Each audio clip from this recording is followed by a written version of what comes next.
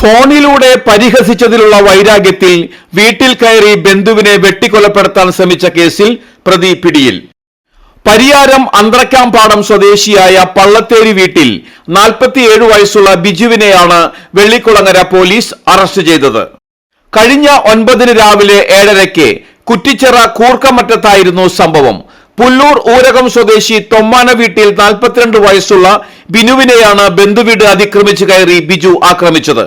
ബിനുവിന്റെ ഭാര്യ പ്രിയയ്ക്കും ഇവരുടെ 2 മക്കൾക്കും ആക്രമണത്തിൽ പരിക്കേറ്റിരുന്നു.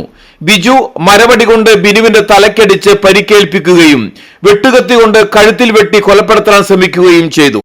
കഴുത്തിൽ വെട്ടിയത് കൈകൊണ്ട് തടഞ്ഞതിൽ ബിനുവിന്റെ 2 കൈകളുടെയും മുട്ടിന് താഴെ ആഴത്തിൽ മുറിവേറ്റിട്ടുണ്ട്. വെട്ടുകത്തി കൊണ്ട് വലത് കൈത്തണ്ടയിൽ കുത്തി മുറിവേൽപ്പിച്ചതും കാണാം.